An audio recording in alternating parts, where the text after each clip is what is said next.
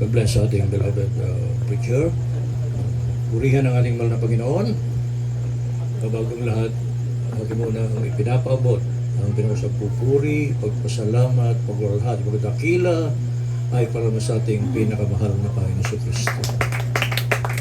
Paggalang, respeto sa ating minamahal na magulang sa mahal na Panginoon at ating patuloy na inaalala ang mga dakilang pangaral, turo ng aming minamahal at nilalang evangelista Will Estrada Almeida, beloved pastor, sa kanya at ating beloved assistant pastor Linas Almeida.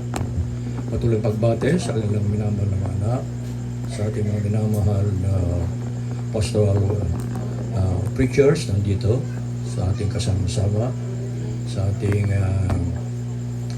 mga beloved brethren nandito galing pa sa iba't ibang outreach stations. Patuloy na natin pagbate sa inyong lahat na nandito para ating pakikiramay sa ating minamahal na preacher, ang ating beloved Tatay Jose Dolatre.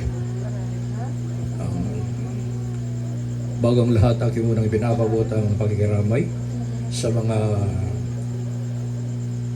kamag-anakan, ang mga loved ones ng ating beloved tatay, sa kanilang minamahal anak, ating beloved sister Maribel, sa kanyang husband, Kapit Turig, sa kanyang anak, si Brother Joby, ating ding beloved sister Risa Joy, sa ating beloved Brother Vic, kanyang asawa, sa mga kanyang mga kapatid nandito. Alam ko nandito sila mga mahal at kanilang mga nephews and nieces nandito. So ilang mga apo. Alam ko nandito sila lahat para sa pakikiramay ng ating beloved preacher Jose Dolatre. Ang mga naman, dumarating ang ating buhay sa mga itong pagkakataon. Yung tayo ay pinapahinga na o kinukuha na tayo ng ating mahal na Panginoon. Kung ang sabi ng banal na kasulatan, mayroon tayong appointed time, may oras na bawat sa ating nakukunin ng ating mahal na Panginoon. Hebreo chapter 9 verse 27, it's appointed man unto once died and after which the judgment. Kaya makikita natin kaya na bata pa namamatay na yan, andun pa yung mga matanda, andun pa rin manamatay. Kaya hindi pa mga naman nasa tiyan pa lang nang nasa pupunan ng kanilang ina, namamatay na, isa niyan, mga minamahal. Kaya nakita natin, wala ho yung sinasabi ng everlasting life dito habang andito tayo sa mundong ito. Ang everlasting life, darating lang pagkasama natin ang ating mahal na Panginoon doon sa langit na hinat para sa atin. Kaya ito yung mga mahal, nagdala ng kalungkutan. Hindi natin mahalis yan bilang tao. Pag may nawawala ng ating mahal sa buhay, mag-anakan, talaga andyan yung lungkot. Yung namahal. At yung abang lingkod, mga 3 days ago, yung aking eldest step child ng minamahal ay kinuha na rin ng ating mahal na Panginoon. Hindi po na uwi dito, nasa Amerika pa mga minamahal. Pero andyan yung lungkot, pero mga minamahal, ating tanggapin. Mga minamahal, sapagkat lahat ng nangyayari dito sa atin, ito yung mga gawa ng ating mahal na Panginoon.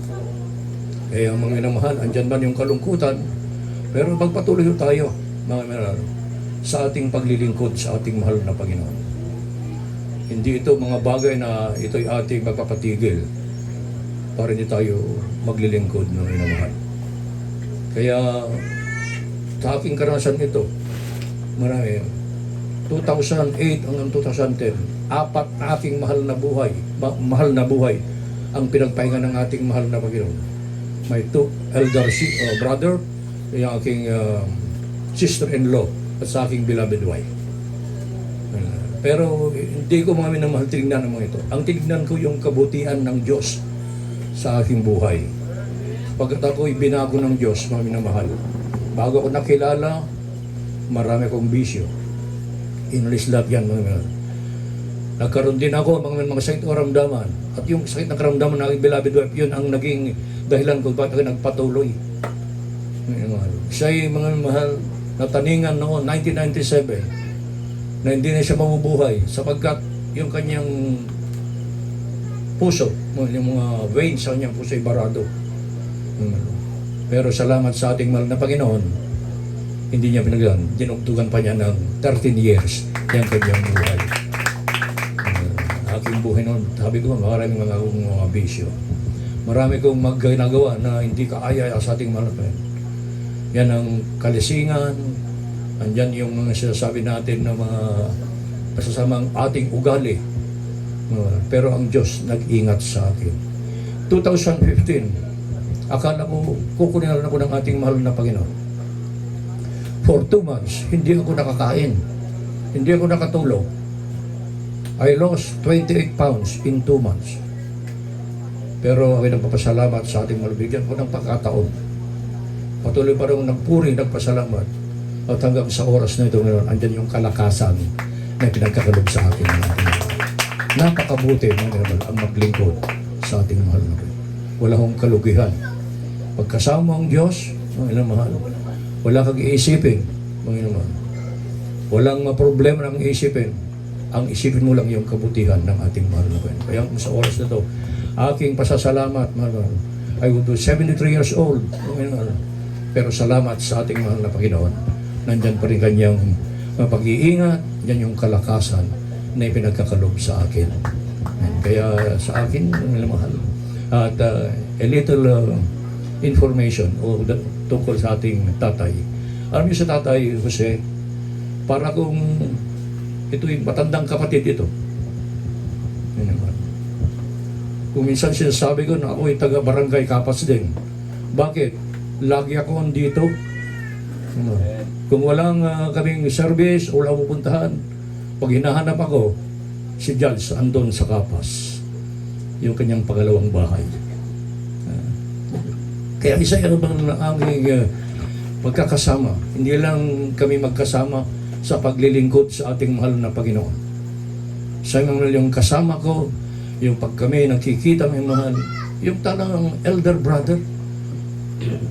Walang yung sinasabi ng barrier sa amin. Kung anong sasabihin niya sa akin, tanggap ko. Kung anong sasabihin ko sa kanya, tanggap niya rin. Kung minsan pinapagalitan ako, bakit ako pinapagalitan ni Tatay Jose? Pag pumupunta ko sa Kapas, na hindi ko sinasabi, walang prior notice na sinasabi natin. Pagdating ko dito, andyan pa lang sa gate, pinapagalitan na ako. Bakit hindi mo sinabi? Pupunta ka dito. Yan mga dyan. Lagi niyan mga naman. Wala, okay lang yun sa akin. Kasi kami naman talagang yung aming pagkakaisa mga talagang very close kami sa ating Tatay Jose. At nakita ko yung kabaitan ng ating beloved preacher.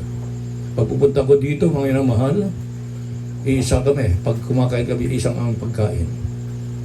Isang aming inumin. Pag kape, soft drinks yan.